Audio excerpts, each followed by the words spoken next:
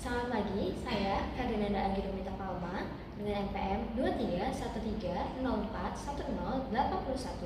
dari Program Studi Pendidikan Bahasa dan Sastra Indonesia, Fakultas Keguruan dan Ilmu Pendidikan, Universitas Lampung. Selamat pagi anak-anak semua. Selamat pagi, Ibu. Hari ini apa kabarnya? Baik. Udah pada sarapan belum? Belum. Oh belum? Tidak sarapan dulu. Tidak lewat ya? Siang hari. Jadi hari ini ada yang tahu nggak kita bakal belajar tentang apa? Nggak tahu. Tes deskripsi. Betul sekali. Ada yang tahu nggak teks deskripsi itu apa? Yang menggambar. Oh, sebelum kita mulai pembelajaran kita pada hari ini, bagaimana kalau kita berdoa terlebih dahulu? Siapa yang mau memimpin doa?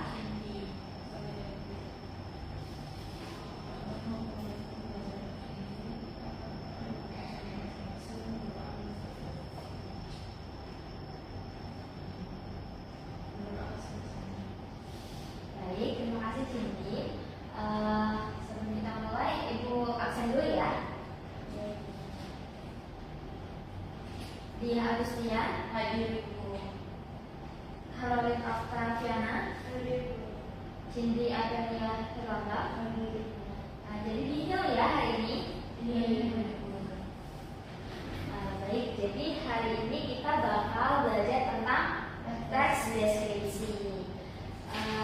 Jadi apa sih itu teks deskripsi? Jadi teks deskripsi itu adalah jenis teks yang mendetail dan mengunggah indera. Ini bertujuan untuk menggambarkan objek sehingga pembaca dapat merasakan pengalaman melalui kata-kata yang kaya akan warna, bentuk, dan suasana.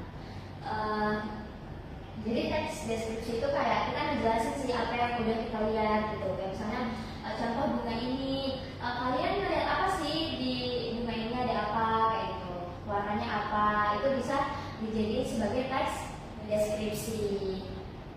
Jadi teks deskripsi ini juga punya tujuan teman-teman. Yang pertama itu memberi gambaran yang nyata tentang objek yang dideskripsikan, seperti yang Ibu bilang tadi. Contoh kayak kelas ini ada apa di kelas ini, contohnya seperti tempat tulis, terus ada televisi. Jadi orang yang membaca teksnya itu dapat paham apa yang telah kalian gambarkan. Lalu kedua, menciptakan pengalaman bersama bagi pembaca dan penulis.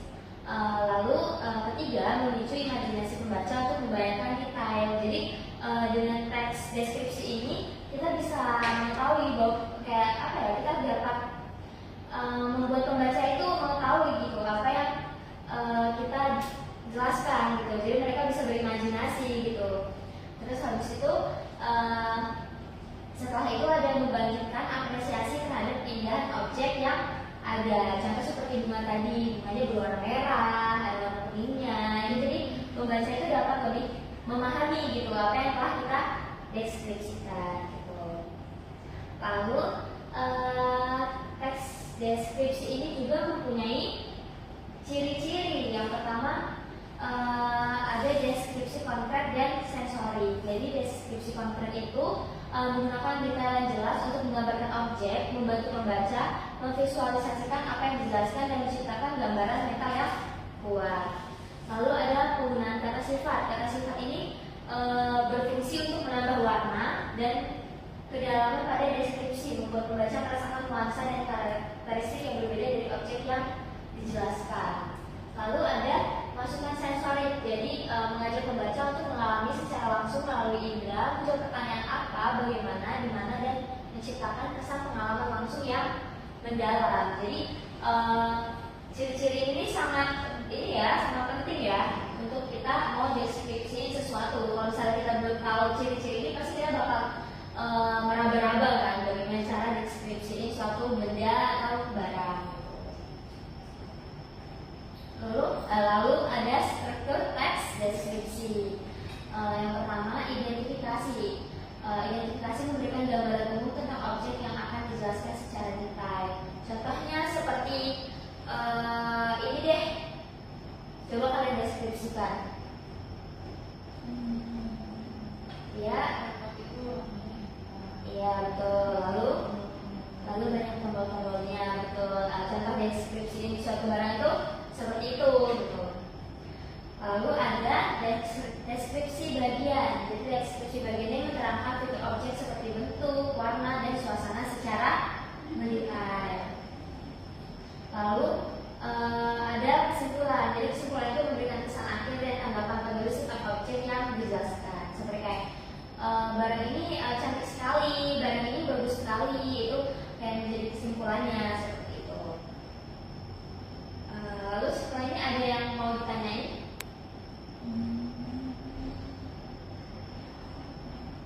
Deskripsi indra itu sebenarnya Apa? pengembangan indra seperti itu. Mungkin seperti kita contohnya kayak bunga ini wangi sekali gitu. Jadi membacanya Iya, jadi pembacanya bisa ikut merasakan gitu kan. Misalnya aku pagi ini lewat gini, terus aku mencium ada wanita yang wangi sekali, wanginya seperti ini gitu. Jadi kan itu pembacanya itu dapat ini kan, dapat merasakan apa yang kalian rasakan gitu misalnya, gitu contohnya. Terus ada kaidah kebahasaan. Jadi teks deskripsi ini menggunakan kata sifat. Kata sifat itu membantu menjelaskan ciri-ciri objek secara jelas dan spesifik, lalu memberikan gambaran yang lebih kaya dan menarik bagi pembaca, sehingga mereka dapat merasakan pengalaman yang lebih mendalam. Lalu ada kata kerja perasaan, itu menggunakan kata memungkinkan penulis untuk menggambarkan emosi yang dirasakan karakter atau objek gitu, seperti yang ibu udah bilang tadi kan. Terus ada kata benda konkret, itu memudahkan pembaca membayangkan dan mengalami objek yang dideskripsikan. Jadi dengan kita menggunakan kaidah kebahasaan ini, kita tuh bakal lebih apa ya, dapat lebih jelas gitu menjelaskan apa yang kita deskripsikan gitu. Lalu ini ada contoh teks deskripsi. Kalian ada bisa deskripsi ini enggak? Gambar ini.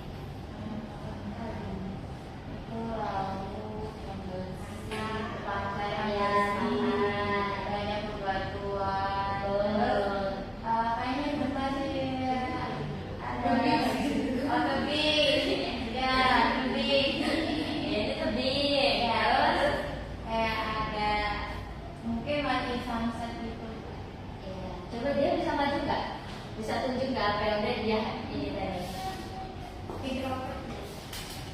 Jadi ini Bu, Ya, aku begini melihat pantai, Ya, terus ini betul. tebing. Nah ini kayaknya masih ada Sunsetnya, sunsetnya. ya. Nah ini gunung nih, tapi nggak kelihatan. Ya, Ilusi betul. optik.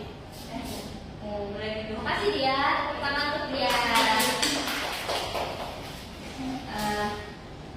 Jadi di sini kalian sudah paham belum tentang teks deskripsi itu apa? Coba bisa dijelaskan kembali. Menggambarkan suatu objek juga menjelaskan bagian dari objek yang kita lihat. Iya betul sekali dia, keren sekali untuk dia. Ada yang mau menambahkan? Ini kayak deskripsi itu kayak menyampaikan kalau ada pembaca itu seolah merasakan apa yang kita lihat di berikutnya. Iya, ya, betul sekali. Lalu setelah ini kan sudah paham ya tentang apa itu teks deskripsi. Sebentar.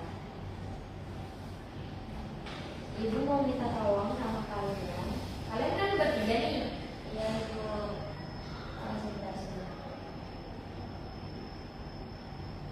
Kalian bertiga kan?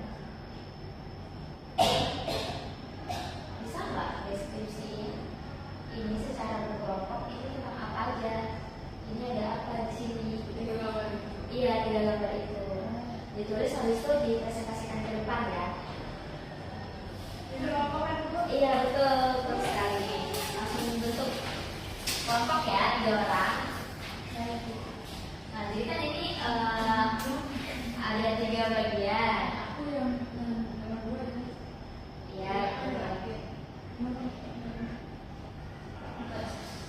Waktunya mau berapa menit? 10. 5.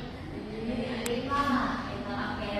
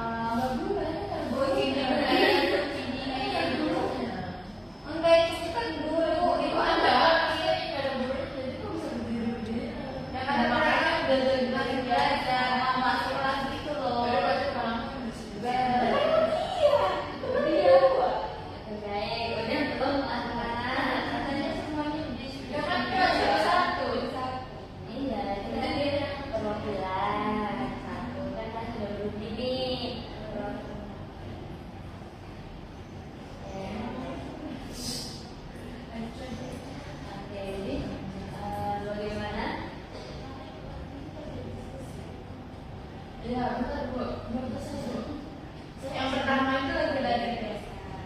Itu udah kelompok di taman. Udah.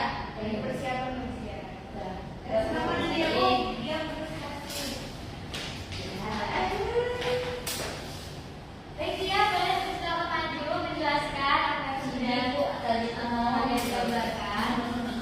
Oke, teman-teman, mohon disimak. Baik, Ibu, izin ya. Jadi hasil diskusi dari kelompok kami ketiga gambar ini itu dalam situasi yang berbeda, Ibu.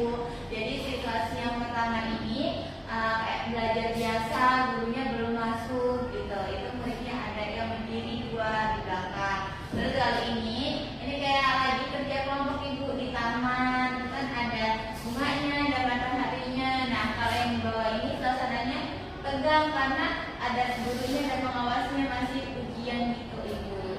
Ya, terima kasih. Salam untuk dia. Iya. Jadi dengan kalian sudah deskripsi ini pasti kalian sudah paham kan tentang apa itu teks deskripsi. Paham, Ibu. Jadi karena kita sekolahnya full day, jadi nggak ibu beri tugas ya, karena kan kalian sudah paham. Mungkin ibu minta tolong sama kalian untuk mempelajari pembelajaran yang selanjutnya.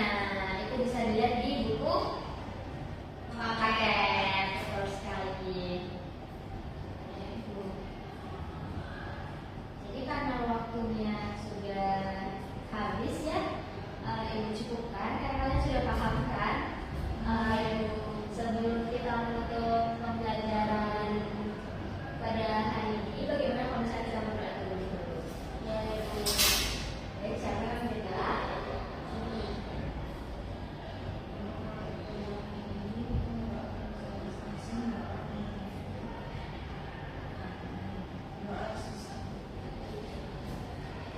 Baik, terima kasih ya anak. Terima kasih karena sudah selalu antusias pada mata pelajaran ibu setiap minggunya. Semoga tetap bertahan seperti ini terus ya. Ya, Ibu. Baik, ibu cukupkan. Selamat pagi. Bye-bye, Ibu. Terima kasih.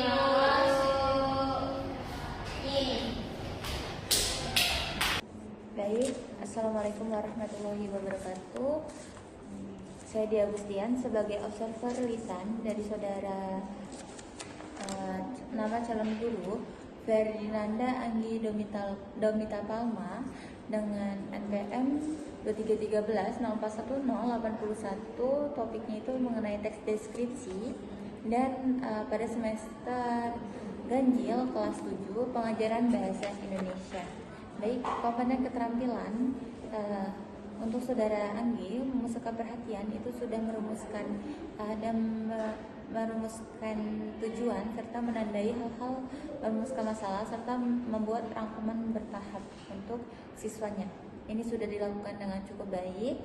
Lalu memperjelas masalah atau urutan pendapat itu saudara Anggi telah melakukan merangkum dan menggali serta menguraikan secara detail, itu sudah dilakukan dengan cukup baik.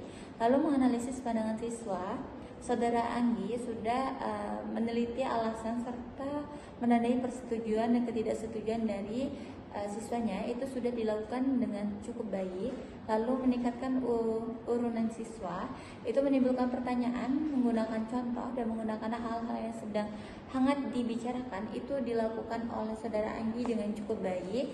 Lalu menyebarkan kesempatan berpartisipasi, itu saudara Anggi telah melakukan mencegah pembicaraan yang berlebih dan menghentikan atau melarang monopoli. Untuk melarang dan monopoli itu tidak dilakukan karena kelas tidak melakukan hal tersebut.